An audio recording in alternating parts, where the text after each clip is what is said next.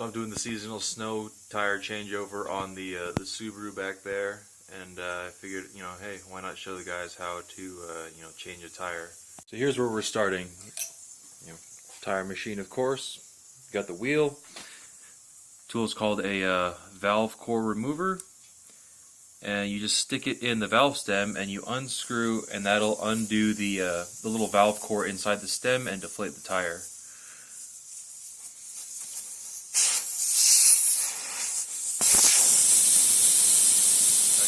That guy right there, and then you just wait for it to fully deflate. Deflated, what you'll want to do is break the bead.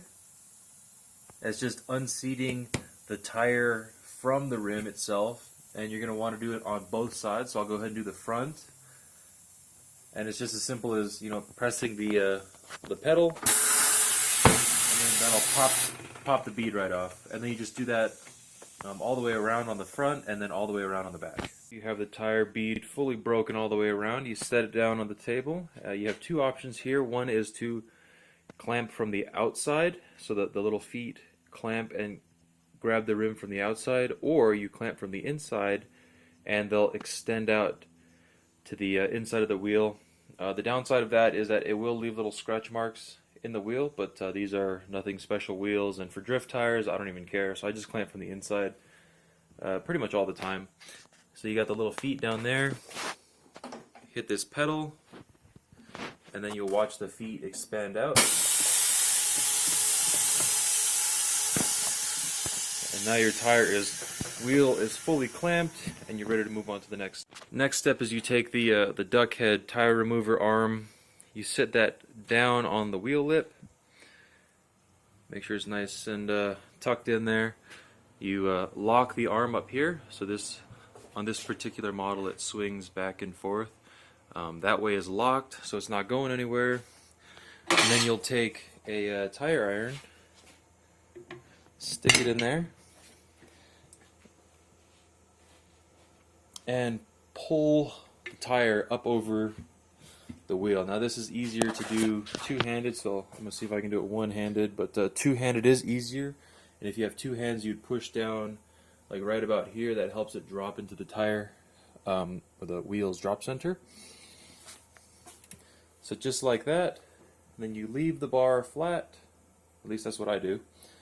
You hit the pedal to turn the table. Turn the table.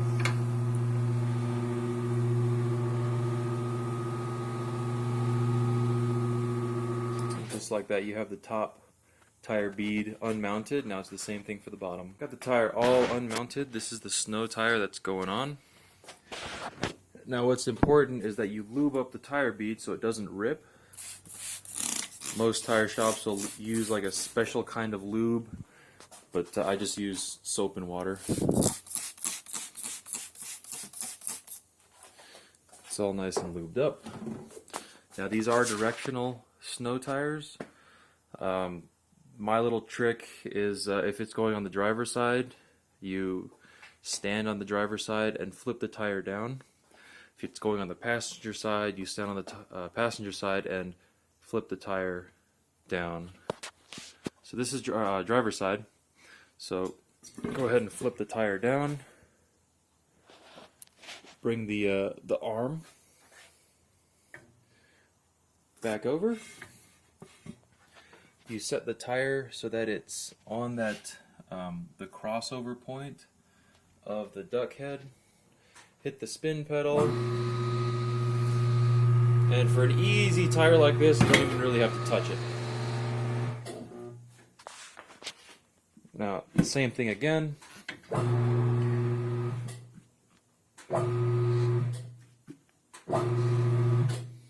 And look, once it's at this point, it'll just go by itself.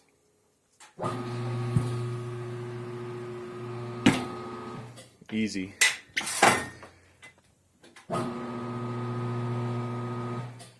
Now on this particular tire and standard tires, airing it up is no big deal. You just put the air chuck on.